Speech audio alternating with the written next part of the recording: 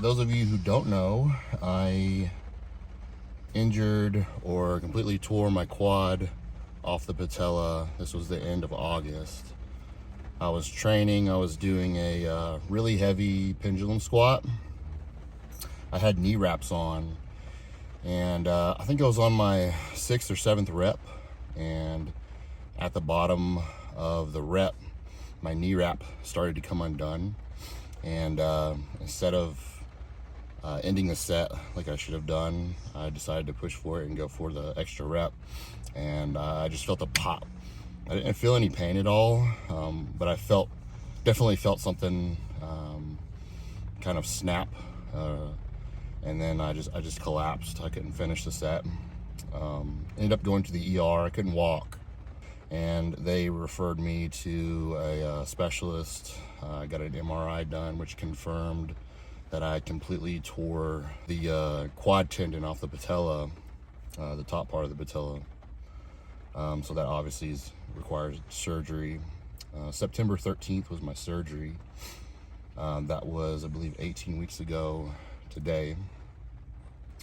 So the surgery went okay. I got out the same day, but that first week after the surgery was really rough. I basically lived on the couch. I couldn't walk. I had crutches to like go to the bathroom and stuff. But really limited mobility and a lot of pain. Pretty much lived on hydrocodone for about a week. I was in a knee brace. I obviously couldn't flex or bend my knee much. So after about 2 weeks, I started physical therapy and kind of light stretching and some exercises. Throughout my recovery, I had to increase my caloric intake just because when your body heals itself, it needs more calories. So I probably increased my usual calories, by about 500 to 1,000 because I was just dropping weight like crazy. And the quad atrophied super quick. So I had to increase my calories. I went on a TRT dose. I made sure I took growth hormone, kept that in. Of course, that speeds the healing. I also took BPC 157 and TB 500. This is not medical advice, by the way. I'm just explaining what I guess my healing protocol was. BPC 157 and growth hormone kind of have a synergistic effect. So BPC 157 makes you more sensitive to growth hormone. It speeds healing, increases angiogenesis, which TB 500 does that as well. So it just increases the blood flow to the area. Tendons heal very slowly just because they don't have a whole lot of blood flow. So you need to drive as much blood as you can into that area by other means. So I did a lot of ice therapy. I did a TENS unit. I'm doing UV light therapy, which increases the blood flow to the area. So as far as supplements go, I just made sure I took, kept my multivitamins in. Omega-3s are really important, so I took Animal Omega. Animal Flex, I took that. It has collagen hydrolysate in it, and that's just the building blocks for tendons. So I'm just making sure I take that every day, along with just staying on top of my diet.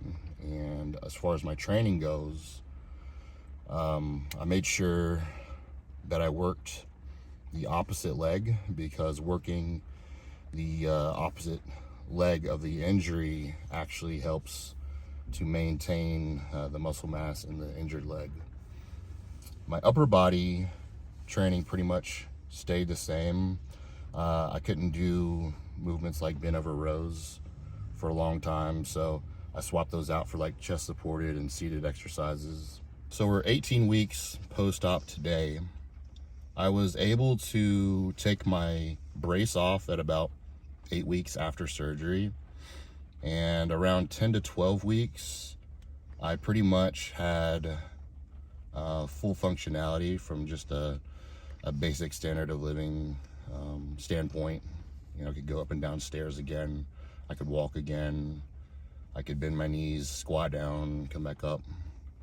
So about 10 to 12 week mark, I was really happy with everything. Those first couple weeks are really rough because, you know, you lose the ability to walk and go upstairs, and it's kind of depressing. But, you know, each week you get a little bit better. You gain a little bit more range of motion in the knee. You gain a little bit more strength. So if you just, you know, hang on to and think positive and just try to focus on the little things that you're able to do, it helps you get through it. So about 12 weeks out, 12 or 13 weeks out from the surgery, I was really able to load it and start training it again. I remember the first day back in the gym, I was squatting like 135 with the barbell. But now I've worked my way up a little bit, just trying to increase the load really steadily. And I'm also trying to make sure my form is immaculate and my range of motion is there. Because one of the reasons that tendons deteriorate over time is a lot of people train them properly, as I was doing sometimes even. Just loading too much and restricting the range of motion will keep a lot of the stress on the tendon. So if you work, you know, throughout the entire range of motion, the joint can move more freely and there won't be as much stress on it. It'll be more on the muscle. So that's kind of like what I've done today with my chest workout. I'm not pushing as much weight as I could, but I'm just trying to make sure that my range of motion is in check, that I'm stretching, really stretching and squeezing the muscle on every single rep, and just making sure the tension is on the muscle instead of the tendon. So yeah, my training has been slowly getting back to normal.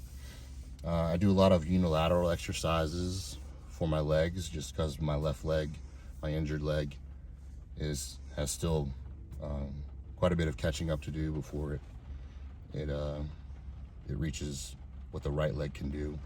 So a lot of unilateral exercises.